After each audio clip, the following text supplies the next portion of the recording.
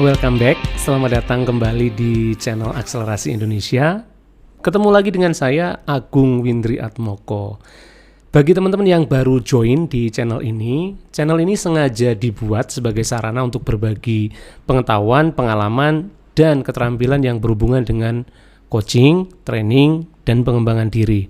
Nah, kalau teman-teman tertarik dengan hal-hal itu, silahkan pencet tombol subscribe-nya dan tentu saja ingat untuk pencet tombol loncengnya agar teman-teman selalu dapat update. Dan kalau teman-teman merasa video ini bermanfaat, pencet juga tombol like-nya biar saya lebih semangat lagi untuk membuat video-video berikutnya lagi. Oke, hari ini yang akan saya bahas adalah tentang salah satu skill yang wajib dimiliki oleh seorang coach, yaitu questioning skill atau asking powerful question. Bertanya secara efektif sehingga pertanyaan itu bisa menjadi powerful question. Seperti saya pernah jelaskan di video-video sebelumnya bahwa tugas seorang coach adalah memprovokasi atau memancing cara berpikir dari coachnya agar setelah diprovokasi dia mampu menghasilkan cara berpikir yang lebih strategis dan tentu saja lebih fokus pada problem solving sehingga dia lebih mandiri. Nah, berarti kalau diibaratkan tugas kita sebagai coach adalah memberikan pancingannya, bukan memberikan ikannya, bukan memberikan solusi, tapi tugas kita adalah mengajukan pertanyaan agar solusi itu keluar dari pikiran coach sendiri. Nah, bagaimana caranya biar kita bisa bertanya secara efektif? Untuk bisa bertanya secara efektif, kita harus paham dulu nih jenis-jenis pertanyaan. Sebetulnya ada dua hal yang perlu kita pahami. Yang pertama adalah jenis pertanyaan dan yang kedua arah pertanyaan. Tapi di video kali ini saya akan fokus membahas jenis-jenis pertanyaan saja.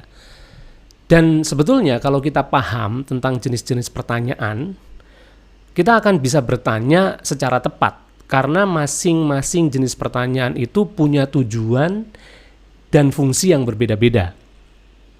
Umumnya banyak orang membedakan jenis pertanyaan itu menjadi dua saja, yaitu open-ended question dan close-ended question.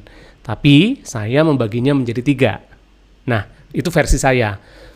Jenis pertanyaan pertama saya sebut sebagai open neutral question.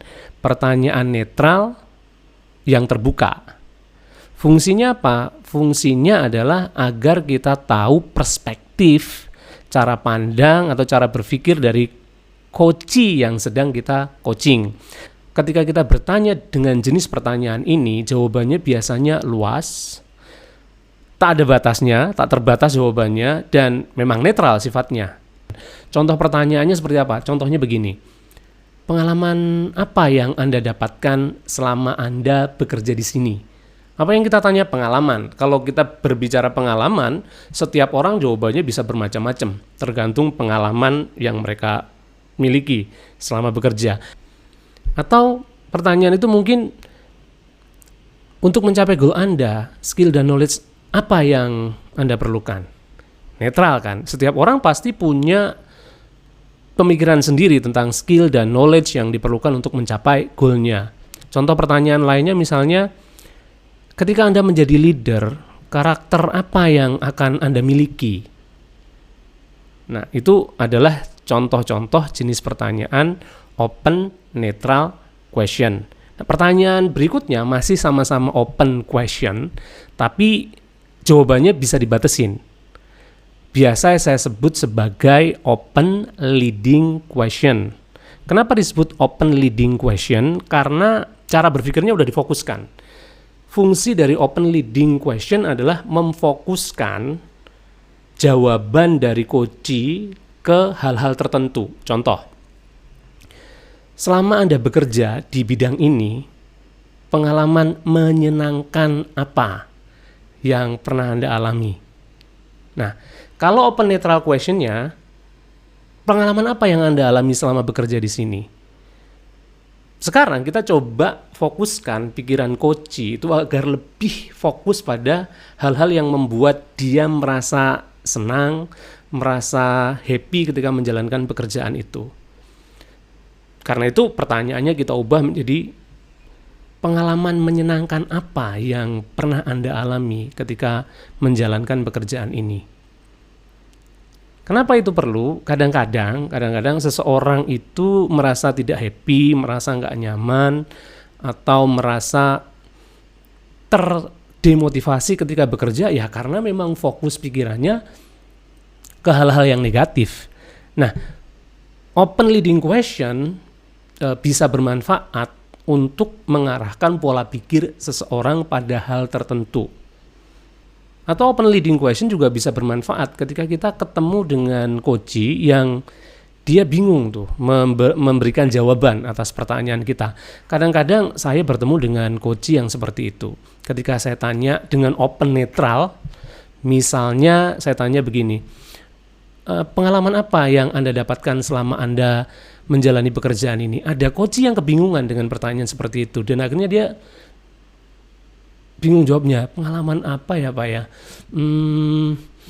Gimana ya? Nah, saat ketemu coach yang tidak mudah untuk mengekspresikan pikirannya, kadang-kadang kita perlu membuat skenario dan membuat pikirannya fokus ke hal tertentu. Misalnya, kan biasanya orang kerja itu ya kadang dia ketemu hal menyenangkan, kadang ketemu hal yang tidak menyenangkan. Nah, saya pengen tahu kira-kira hal yang tidak menyenangkan apa yang pernah Anda alami selama menjalankan pekerjaan ini. Itu contoh open leading question. Contohnya lagi misalnya, kalau kita sambungkan dengan contoh open neutral question yang sebelumnya saya jelaskan, dari skill dan knowledge yang Anda sebutkan tadi untuk mencapai goal, skill mana yang Anda rasa belum punya dan masih perlu ditingkatkan? Nah, contoh pertanyaan pertama open neutralnya adalah skill dan knowledge apa yang Anda perlukan untuk bisa mencapai goal.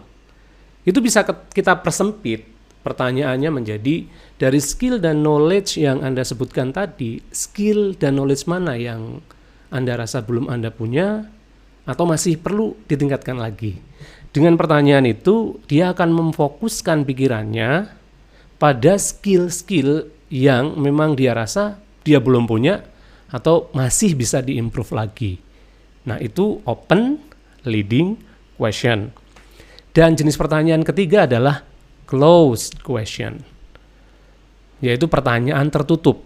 Apa itu pertanyaan tertutup? Pertanyaan yang jawabannya hanya dua, iya atau tidak, sudah atau belum, ngerti atau enggak. Itu biasa disebut sebagai closed question. Nah, sayangnya jenis pertanyaan yang sering kali keluar dari seorang coach yang akhirnya dia tidak bisa efektif menjadi coach adalah justru jenis pertanyaan ini, closed question. Pertanyaan yang jawabannya adalah ya dan tidak. Padahal sesuai dengan namanya kan, namanya juga closed question. Fungsinya adalah menutup. Beda dengan open question. Kalau open question fungsinya untuk membuka. Nah, contoh dari closed question itu seperti apa? Misalnya, Anda punya goal kan? Dan Anda tahu kan kalau orang yang sukses itu pasti punya goal. Itu contoh close question. Atau seringkali kita nanya begini, Anda udah punya belum skillnya untuk mencapai cita-cita atau goal itu? Jawabannya kan kalau nggak sudah, ya belum. Jadi cuma dua pilihan. Kenapa pertanyaan ini menjadi tidak efektif ketika kita terlalu banyak menggunakan jenis pertanyaan ini dalam sesi coaching? Kadang-kadang, terutama bagi para leader, ketika dia tanya dengan pertanyaan yang sifatnya close question kepada anak buah atau tim yang sedang dia coaching, misalnya nanya begini, kamu ngerti nggak maksud saya? Anak buahnya pasti menjawab iya, karena bagi dia tidak ada pilihan untuk menjawab tidak. Karena kalau dia menjawab tidak, dia takut Anda akan marah sebagai leadernya. Dia takut dimarahin. Karena itu dia merasa nggak ada pilihan. Dan karena itu pula banyak leader yang mengeluhnya begini tuh. Saya udah sering coaching tim saya Pak, dan mereka itu selalu bilang iya. Tapi nggak ada actionnya. Ya jelas nggak ada actionnya. Kenapa? Karena kita menggunakan close question, pertanyaannya dijawab dengan pilihannya adalah iya atau tidak. Sementara kalau mereka menjawab tidak, nggak ada pilihan bagi mereka. Karena kalau mereka menjawab tidak, Anda pasti marah. Dan mereka takut melihat Anda marah. Sayangnya adalah itu, sayangnya kita terlalu sering menggunakan close question, sehingga kemampuan kita untuk bertanya dengan open question, baik open netral maupun open leading itu jadi berkurang. Nah, challenge dari saya, tantangan dari saya adalah bagaimana caranya biar kita mampu bertanya secara efektif, terutama dengan open netral ataupun open leading question. Ketika Anda terfikir close question dalam ngobrol sehari-hari misalnya, anggaplah ngobrol dengan pasangan. Daripada nanya, sudah makan apa belum? Itu kan close question, jawabannya kalau nggak sudah ya belum. Ubahlah menjadi kalimat terbuka. Makan apa hari ini? Rasanya bagaimana? Daripada nanya enak apa enggak. Belajarlah merubah jenis pertanyaan yang kita ucapkan. Meskipun itu dalam kehidupan sehari-hari ya, dalam pergaulan sehari-hari, bukan dalam sesi coaching. Untuk melatih kemampuan bertanya menjadi open netral ataupun open leading, ketika Anda terfikir pertanyaan yang sifatnya close, ubahlah menjadi open question. Dan kalau kita latih kemampuan bertanya dengan open netral maupun open leading question, kemampuan kita dalam mengajukan pertanyaan secara efektif dalam coaching pasti akan meningkat. Oke, itu yang saya share hari ini dan mudah-mudahan bermanfaat bagi teman-teman. Sekali lagi saya ingatkan, bagi teman-teman yang belum subscribe, silakan pencet tombol subscribe-nya serta pencet tanda lonceng biar selalu dapat update. Dan kalau video ini memang bermanfaat, biar teman-teman gampang tuh ya dapat updatean atau pengen nonton lagi video ini, pencet tombol like-nya. Pasti akan ke-save di history YouTube teman-teman. Oke, terima kasih atas perhatiannya. Sampai ketemu di video-video berikutnya. Bye-bye.